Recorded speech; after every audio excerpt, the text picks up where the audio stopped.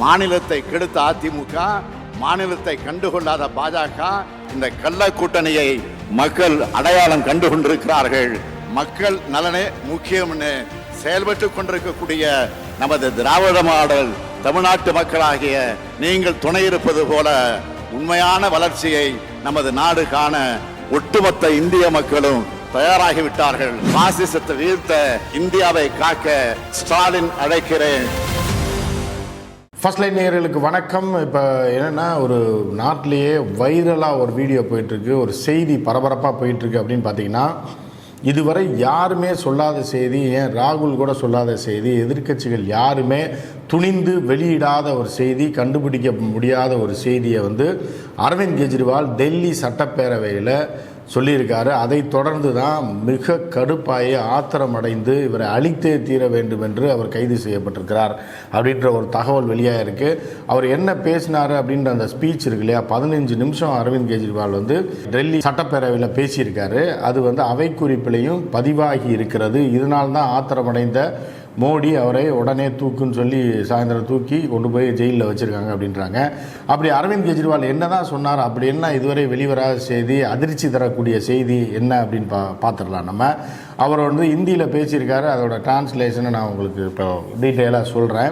அரவிந்த் கெஜ்ரிவால் முதல்ல எப்படி ஆரம்பிக்கிறாருன்னா, அந்த சட்டப்பேரவையில் மோடியை பற்றி பேசுகிறேன்னு சொல்லி ஓப்பனாக, ஒரு பிரதமர் என்று இது பண்ணாமல் சட்டப்பேரவையில் மோடியை பற்றி ஓப்பனாக ஆரம்பிக்கிறார். என்ன ஆரம்பிக்கிறாருன்னா, மோடி ஒரு கதையை அப்படியே சொல்லிகிட்டே போகிறார். 15 நிமிஷத்துக்கு என்ன சொல்கிறாரு அப்படின்னா, மோடி என்கிற மனிதனுக்கும் அதானிக்கும் என்ன தொடர்பு அப்படின்னு ஆரம்பிக்கிறாரு. அதானிக்கு என்ன தொடர்புன்றதை தாண்டி என்ன சொல்கிறாரு அப்படின்னா, ஏன் அதானிக்கு மோடி இவ்வளோ செய்கிறாருன்னு நீங்கள் நம்புகிறீங்க, அது உண்மை இல்லை, அந்த கம்பெனியோட ஓனரே மோடி தான் அப்படின்றாரு.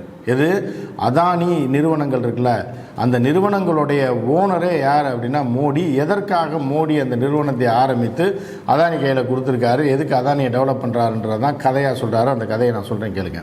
அதாவது என்னென்னா, மோடி இதுவரை மோடிக்கு குழந்தை குட்டி இல்லை, சரியா? மோடி பெத்த தாய்க்கு கூட எந்த உதவியோ எதுவுமே செய்ததில்லை. மனைவியே அப்படி விட்டுட்டு வந்துட்டாரு, எந்த உதவியும் செய்ததில்லை, சரியா? அதே மாதிரி அவர் யாருக்குமே எந்த உதவியும் செய்ய மனம் இல்லாதவர், பணத்தை கொடுக்கறதுக்கு மனசு இல்லாதவர் தான் மோடி. இது கடந்த காலத்தில் இருக்கிறதுல பதிவாகுது. அப்படி இருக்கும்போது மோடி கல்யாணமாகாதவர், அவருக்கு வாரிசு கிடையாது, எதுவுமே கிடையாது, உலகத்தில் எல்லாத்தையும் அனுபவிச்சுட்டு இருக்காரு. அந்த பதவியில் இன்னும் இருக்கிறாரு. கிட்டத்தட்ட 73 வயசாகிடுச்சு, இன்னும் எல்லாத்தையும் அனுபவிச்சுட்டு இருக்காரு. அப்புறம் எதுக்கு அவருக்கு பணம் அப்படின்னு நீங்கள் கேட்கலாம். இதுதான் மன ரீதியான ஒரு உளவியல் உண்மை. என்ன அப்படின்னு பார்த்தீங்கன்னா, ஹிட்லர் ஏன் உலகத்தையே பிடிக்கணும்னு நினச்சான்? ஹிட்லருக்கு என்ன இருக்குது, அப்படி ஏன் அந்த முடிவை எடுத்து உலகம் புற போனான்னா, அப்படி ஒரு சைக்கிக், அதாவது என்னென்னா ஒரு வெறி, அதாவது உலகத்தையே நாம் ஆள வேண்டும் அப்படின்ற ஒரு மைண்ட் செட்டு. ஸோ அதே மாதிரி தான் மோடிக்கு உலகத்தின் நம்பர் 1 பணக்காரனாக தான் இருக்க வேண்டும் அப்படின்ற ஒரு உணர்வின் காரணமாகவே இந்த நாட்டில் இந்த மாதிரியான விஷயங்கள்லாம் நடந்துக்கிட்டு இருக்கு, கொடூரங்கள்லாம் நடந்துக்கிட்டு இருக்கு. பல நாடே வீழ்ச்சி அடைந்து விட்டது அப்படின்னு நம்ம சொல்லலாம். ஸோ அந்த அளவுக்கு இது எல்லாத்தையும் பண்ணி உலகத்தின் நம்பர் 1 பணக்காரனாக நாம் இருக்கணும். நம்ம ஒரு காலத்தில் எந்த இதுக்குமே வழி இல்லாமல் இருந்தோம், நமக்கு படிப்பறிவும் இல்லை அப்படின்னு நம்ம சொல்லலைங்க. இவர் சொல்கிறார், அரவிந்த் கெஜ்ரிவால் சொல்கிறார், ஏன்னா படிப்பறிவு இல்லை, பெருசாக பிஸ்னஸ் நாலேஜ் கிடையாது. அதனால தான் அதானியை நியமித்து, அதானியை வைத்து டார்கெட் போட வைத்து 50,000 கோடிக்கு அதிபதியாக மோடி ஆட்சிக்கு வரதுக்கு முன்னாடி 10 வருஷத்துக்கு முன்னாடி வெறும் 50,000 கோடி ரூபாய் அளவிற்கு பிஸ்னஸ் பண்ணிக்கிட்டு இருந்த அதானி சகோதரர்களை தனது வேலைக்காரர்களாக மாற்றி இருக்கிறார். எனக்காக நீங்கள் ஒர்க் பண்ணணும், நான் உலகின் நம்பர் 1 பணக்காரன் ஆகணும் அப்படின்னு, என்னுடைய பணம் அமெரிக்காவோட பெரிய பணக்காரனாக நான் ஆகணும் அப்படின்றது தான் அவரோட லட்சியமாக இருந்தது. அதனால தான் அதானியை கொண்டு வராரு அப்படின்றாரு.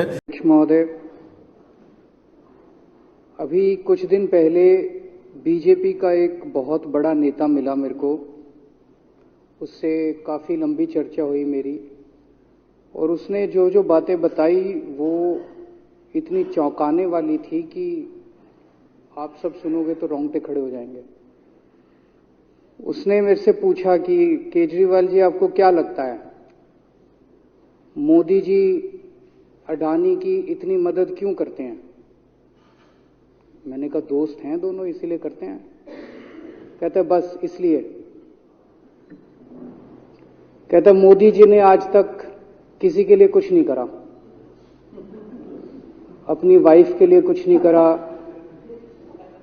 अपनी मां के लिए कुछ नहीं करा, उनके भाई गुजरात में रहते हैं उनके लिए, किसी रिश्तेदार के लिए कुछ नहीं करा, राजनीतिक गुरु के लिए कुछ नहीं किया। वो अपने दोस्त के लिए इतना कुछ करेंगे, ऐसा कैसे हो सकता है? दोस्त को इतने मेहरबान क्यों हैं? ऐसी भी क्या दोस्ती है? आज के जमाने में कौन कोई भाई के लिए कुछ नहीं करता, दोस्त के लिए कौन करता है? तो मैंने कहा फिर क्या मामला है? कहता आप खुद सोचो, इतना बड़ा क्राइसिस हुआ, हिंडनबर्ग की रिपोर्ट आई, चारों तरफ थू थू हुई, पूरा क्रैश कर गया अडानी ग्रुप। मोदी जी इतने स्वार्थी आदमी हैं कि अगर केवल मामला दोस्ती तक होता तो 2 मिनट में उसको साइड करते और कहते मेरा कोई लेना देना नहीं इससे। अभी भी उसको बचाने में लगे हुए हैं। कभी एसबीआई को कह रहे हैं इसको पैसे दो, आज अखबार में आया पीएफ वालों को भी बोला इसको पैसे दो, सारी एजेंसी अभी भी उसको पूरी तरह से उसको बचाने में लगे हुए हैं। तो मैं भी अचंभे में रह गया कि मामला तो कुछ अलग ही है। क्यों ऐसा भी क्या दोस्त हो गया कि दोस्त डूब रहा है और फिर भी उसको पूरी तरह से इतना बड़ा पॉलिटिशियन है। पॉलिटिशियन के लिए तो परसेप्शन सबसे इंपॉर्टेंट होती है। कोई आसपास वाला अगर कहीं वो तो आदमी कह देता है यार मेरे से मिलना बंद कर दियो कल से, वो उसको अभी भी बचाने में लगे हुए हैं। और उसने मेरे को बताया कि मैंने कहा फिर मामला क्या है? तो कहता है जी अडानी तो केवल फ्रंट है, अडानी में सारा पैसा मोदी का लगा हुआ है। मैंने कहा ये कैसे हो सकता है? ये नहीं हो सकता। कहते हैं अडानी के अंदर सारा पैसा मोदी जी का लगा हुआ है, अडानी केवल फ्रंट है, अडानी तो केवल मोदी जी का पैसा मैनेज करता है, मैनेजर है। उसको 10%, 15%, 20% इतनी कमीशन मिलती है, बाकी सारा का सारा पैसा मोदी जी का लगा हुआ है। अगर कल को जांच हो गई, जेपीसी बैठ गई, ईडी की जांच हो गई, सीबीआई की जांच हो गई, तो अडानी नहीं डूबेगा, मोदी जी डूबेंगे। जिस दिन अडानी डूबा उस दिन मोदी जी डूबेंगे। मैंने कहा यार उनको पैसे की क्या जरूरत है? प्रधानमंत्री जी को, मोदी जी को, उनके ना आगे कोई ना पीछे कोई, उनको क्या पैसे की जरूरत है? तो कहता है सर पैसे की हवस होती है, लत होती है। कहता है इतने दुनिया में इतने बड़े बड़े अमीर आदमी हैं, उनको कोई अब और पैसे की थोड़ी जरूरत है, लगे पड़े हैं सारे, और पैसा और पैसा और पैसा। बोला हवस होती है। बोला जिस दिन अडानी दुनिया का सेकंड रिचेस्ट मैन बना था, अडानी दुनिया का सेकंड रिचेस्ट मैन नहीं बना था, मोदी जी दुनिया के सेकंड रिचेस्ट मैन बने थे। और अब मोदी जी का ख्वाब है, उनका सपना है कि वो दुनिया के रिचेस्ट मैन बनना चाहते हैं। प्रधानमंत्री तो बन गए, वो दुनिया के रिचेस्ट मैन बनना चाहते हैं।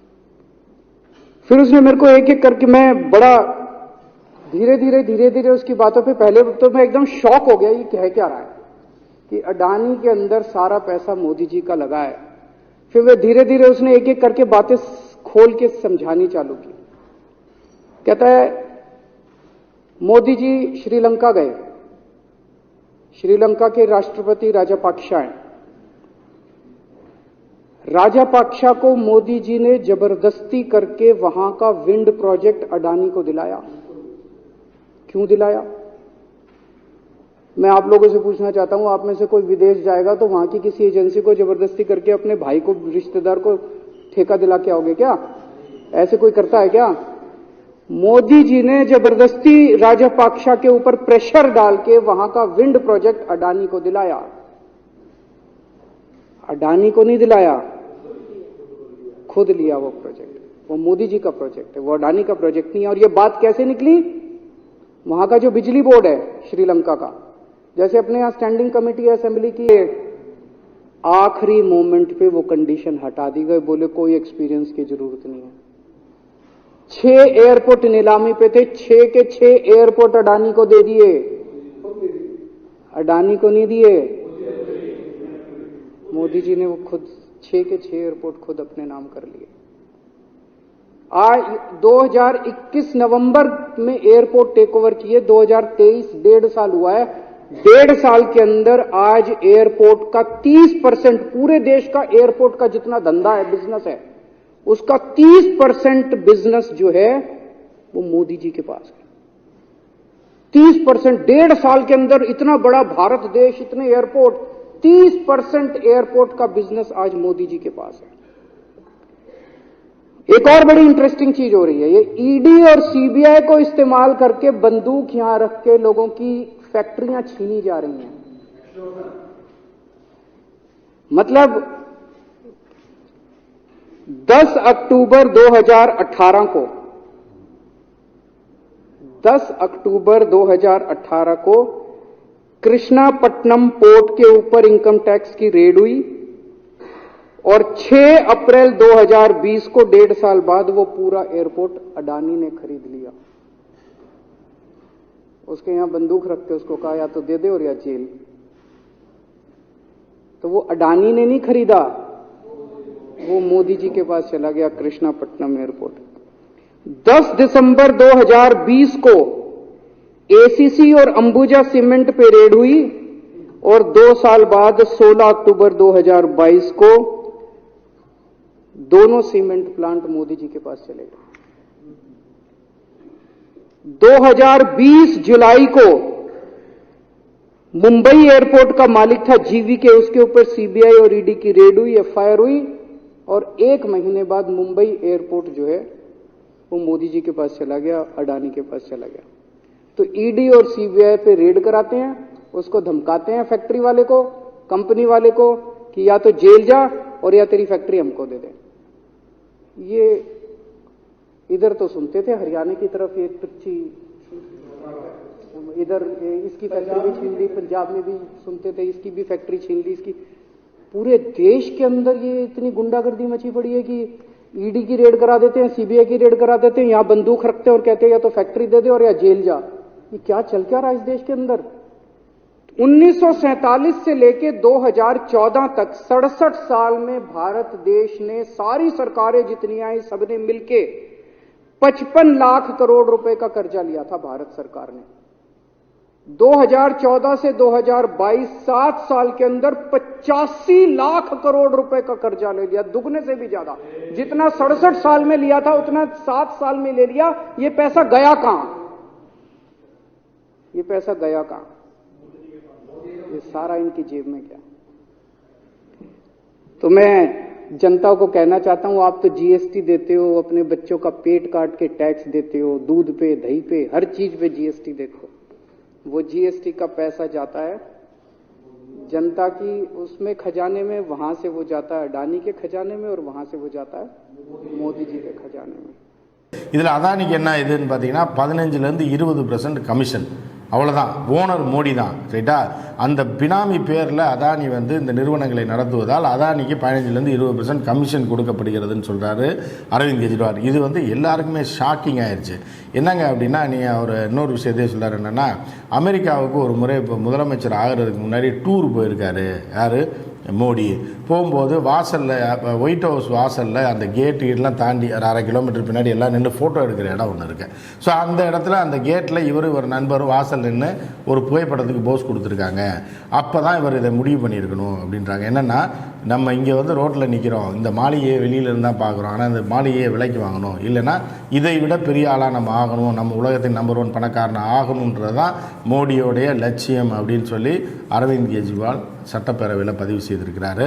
அப்போ அவர் சொல்கிறாருன்னா, தன் குடும்பத்துக்கு அண்ணன் தம்பி கூட அவர் ஒன்றுமே செஞ்சதில்லைன்றாங்க. அவரோட இவருடைய நண்பர்கள் தான் செஞ்சுருக்காங்க. அவர் மோடி தன்னுடைய அண்ணன் தம்பிக்கு எதுவும் செய்ததில்லை, மனைவிக்கு எதுவும் செய்ததில்லை, விட்டுட்டு இப்படி வந்துட்டார். அவருடைய அம்மாவுக்கு கூட ஒன்றும் செஞ்சதில்லை. அப்படிப்பட்ட மோடி அதானிக்கு ஏன் செய்கிறாரு? அதானியை வந்து யாராவது பிடித்திருந்தால், உண்மையிலேயே அது அதானி நிறுவனமாக இருந்தால், யாராக இருந்தாலும் தனக்கு பிரச்சனை வருதுன்னா அடுத்த செகண்ட் கலட்டி விட்டுறவர் தான் மோடி. எனக்கு அவருக்கு சம்மந்தம் இல்லைன்னு இவரே தூக்கி உள்ளே வச்சுருவார் அப்படின்றாரு அரவிந்த் கெஜ்ரிவால். ஸோ அப்படி தான் நடந்திருக்கும். ஹிண்டன்பர்க் அறிக்கை வந்த காலகட்டத்தில் மிகப்பெரிய நெருக்கடியில் அதானி சிக்கிய போது தன் குடும்பத்தினருக்கே ஒன்றும் செய்யாத மோடி அதானிக்காக விழுந்து அடித்து எல்லாம் பண்ணி எல்லாத்தையும் அவரை காப்பாற்றுவதற்கு எல்லா வேலையும் செஞ்சாருன்னா அதற்கு காரணம் என்னென்னா அந்த நிறுவனத்துக்கு மோடி தான் ஓனரை தவிர அதானி கிடையாது அப்படின்னு சொல்லி அவர் பதிவு செஞ்சுருக்காரு. இப்படி வந்து புட்டு வச்சுருக்காரு. அதாவது மோடி தான் பணக்காரர் ஆக வேண்டும், உலகத்தின் நம்பர் 1 பணக்காரராக ஒரு நாள் இருந்துடணும் அப்படின்றதான் லட்சியம். அதை நோக்கி நெருங்கி 8வது இடம் 2வது இடம் வரைக்கும் வந்துட்டார். 2வது இடம் வரைக்கும் வந்த உடனே அடுத்து வந்து எலான் மஸ்க் மட்டும்தான் பாக்கி. ஒரு இதை பண்ணலான் இருக்கும்போது என்னாச்சுன்னா ஹிண்டன்பர்க் காரன் பிடிச்ச உடனே அவன் அடித்த அடியில் சரசரன்னு இறங்கி திரும்பி 16வது இடம் 22வது இடத்துக்கு வந்துட்டாங்க அப்படின்னு. இது மோடியோட லட்சியத்துக்கு மிகப்பெரிய ஒரு இடையூறாக ஹிண்டன்பர்க் அறிக்கை இருந்துருச்சு. அதனால தான் மோடி மீண்டும் கீழே சரிஞ்சு வந்துட்டாருன்னு அவர் சொல்கிறாரு. அதாவது அதானியோட நிறுவனத்தோட ஓனர் மோடி தான், நான் மோடி தான் உலக பணக்காரனாகணும்னு ஒரு வெறி, நாம் உலகத்தில் நம்பர் 1 பணக்காரனாக இருக்கணும். குஜராத்திகள் வந்து இந்தியாவில் நம்பர் 1 பணக்காரராக காலங்காலமாக குஜராத்திகள் இருப்பது வாடிக்கை. ஆனால் அதையும் தாண்டி உலகத்தோட நம்பர் 1 பணக்காரனாக இருக்கணுன்றது தான் மோடிஜியோடைய முக்கிய லட்சியம் அப்படின்னு சொல்லி அவர் பதிவிட்டதோட காரணம் தான் கொலவெறியாகி கொந்தளித்து அவர் இன்னும் பல விஷயங்கள் சொல்கிறார். இந்தியாவில் எவ்வளோ கடனாச்சு, அதாவது 50 லட்சம் கோடியாக இருந்த கடன் ஏன்னா 1.5 லட்சம் கோடியாக மாறி இருக்கிற உலகத்தில் வந்து கடன் வாங்கியிருக்காங்க. இப்போ இந்த 1 லட்சம் கோடி எங்கே போச்சு அப்படின்னு அவர் கேட்குறாரு. எங்கே போச்சு? ஏதாவது ஒரு டைவர்ஷனில் நேராக அதானி கம்பெனிக்கு தான் போயிருக்கோம். 1.5 லட்சம் கோடி கடன் வாங்கி வச்சுட்டு அதே மாதிரி இந்த நாடு வீழ்ச்சி அடைங்கிறது. குறைந்த விலைக்கு டீசல் வாங்கியிருக்காங்க ரஷ்யாவில், ஆனால் டீசல் விலையை குறைக்கல. இந்த காசுலாம் எங்கே போச்சு அப்படின்னு அவர் கேள்வி எழுப்பினார் டெல்லி சட்டசபையில். இந்த வீடியோ தான் எல்லா இடத்துலையும் வைரலாக இன்றைக்கி நேஷ்னல் லெவலில் போய்கிட்டு இருக்கு. அவர் கைது செய்ததுக்கப்புறம் அவர் வந்து கைது செய்வதற்கு முன்னாடி ஹிந்தி பெல்ட்டில் மட்டும் லைட்டாக போயிட்டு இருந்த வீடியோ இப்போ தமிழ்லையும் டிரான்ஸ்லேட் பண்ணி பல மொழிகளில் டிரான்ஸ்லேட் பண்ணி அதை விட்டுருக்காங்க. அது 2 நாட்களாக நாடு முழுவதும் இந்த வீடியோ வைரல் ஆகிட்டு இருக்கு. இதுவரை மோடி தான் அதானி கம்பெனி ஓனர்னு யாருமே சொல்லலை. அதை வந்து அரவிந்த் கெஜ்ரிவால் சொல்லியிருக்கிறதுனால என்ன ஆயிருக்குன்னா இது பெரிய ஷாக்கிங்காக இருக்குது இந்திய மக்களுக்கு. எனவே நிச்சயமாக இந்த முறை வெற்றி பெற்ற, அதாவது பார்டர் லைனில் வெற்றி பெற்றால் கூட மோடி பிரதமராக இருக்க மாட்டார் அப்படின்றது தான் திண்ணம். அதே நேரத்தில் மோடி வந்து பதவியை விட்டு போனதுக்கப்புறம் என்னென்னலாம் அவருக்கு நடக்க போகுது அப்படின்றதையும் நாம் பொறுத்திருந்து தான் பார்க்க வேண்டும். மற்றும் ஒரு நிகழ்ச்சியில் சந்திப்போம். நன்றி, வணக்கம்.